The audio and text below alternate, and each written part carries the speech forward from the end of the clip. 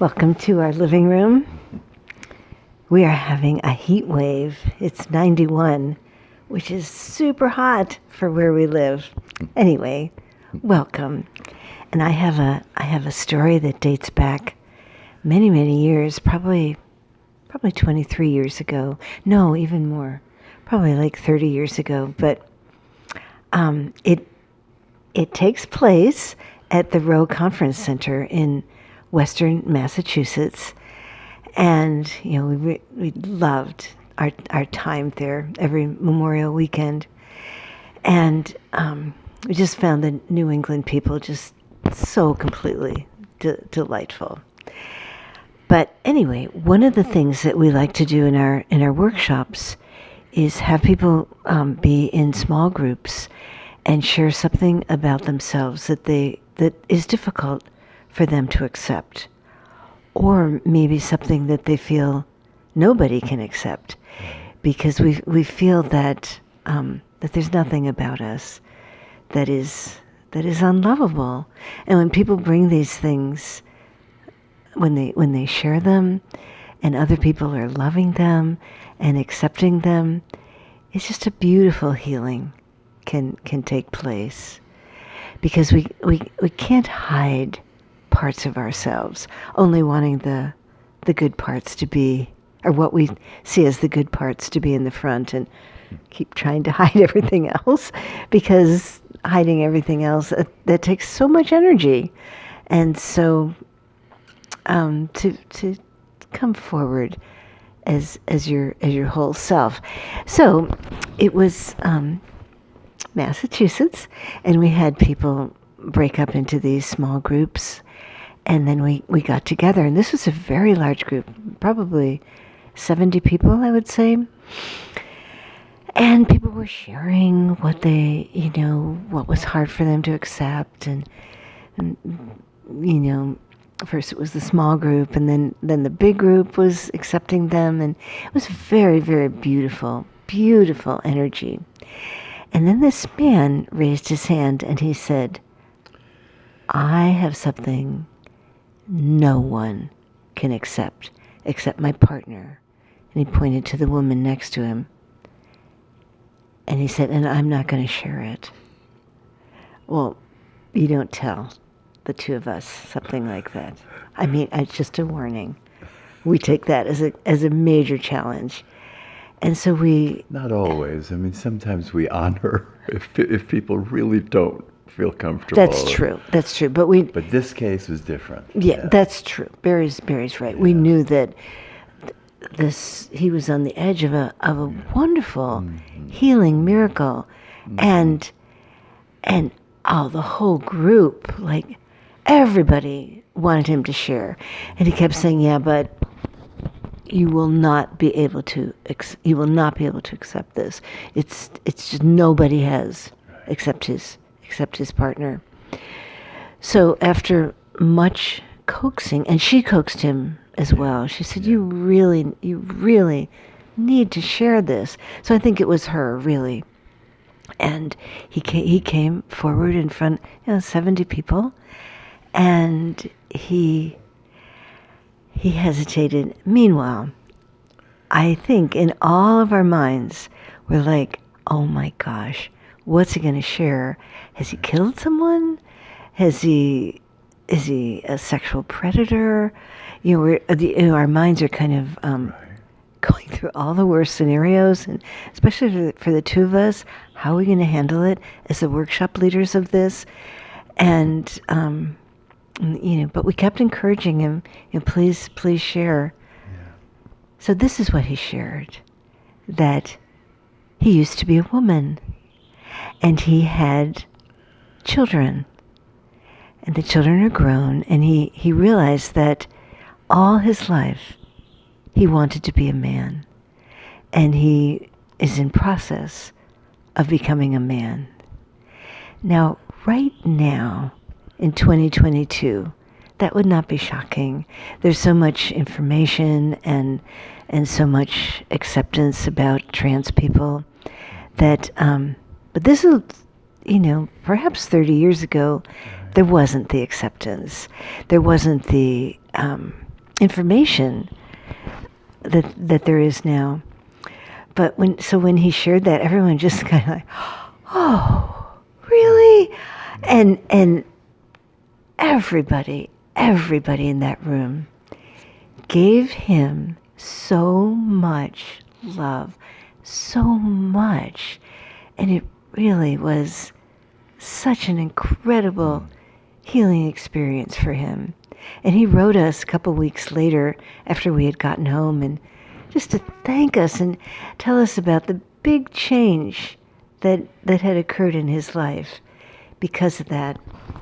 So we are saying to all of you, there's nothing about you that is unacceptable. There's nothing about you that can't be loved. And perhaps you want to even do this with your partner or a really good friend or with your children or even by yourself. I think it's more powerful to share it with someone and just to feel the love like a healing balm of acceptance. It was really such a powerful thing. I don't think I'll ever forget that man's courage and also the overpowering amount of love that came forth for him. Oh, I know. There's an incredible freedom, to not be hiding things that you're ashamed of, to be able to really understand that, everything is contributing to who you are right now. Everything is contributing to your beauty. Even the painful, hard things, the things we don't like about ourselves, they're all part of our wonder. Like I always think of the flaw in the diamond that really makes the diamond beautiful. It's not that we have flaws, but it's those things that we consider flaws that make us uniquely special. Oh. Yeah. And you have a song? I have a song. Yeah. It's about our hearts. It's about our hearts. In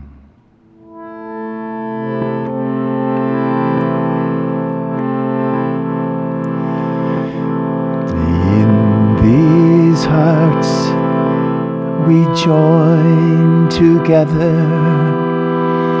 In these hearts we know the truth. In these hearts we love forever. In these hearts we're all made new. In these hearts, in these hearts, in these hearts, we're like the sun. In these hearts, in these hearts, in these hearts, we all are one.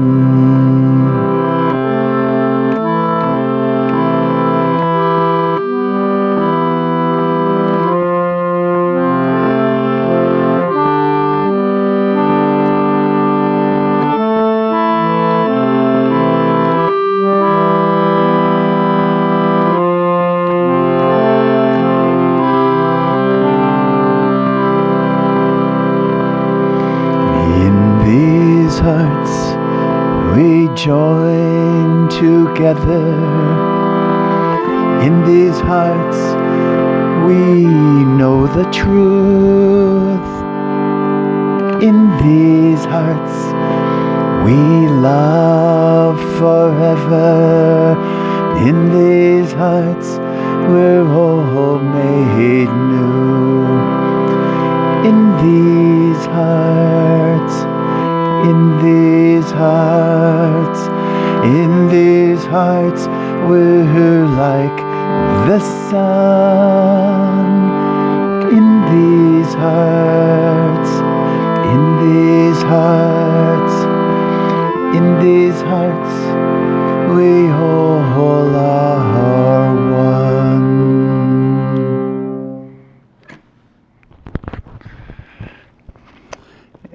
these hearts together, we're so, so lovable.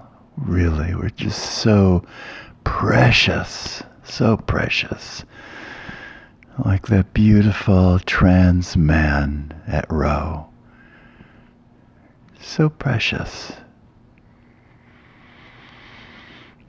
Okay, all of us. What we consider to be our flaws make us even more beautiful. Just remember that.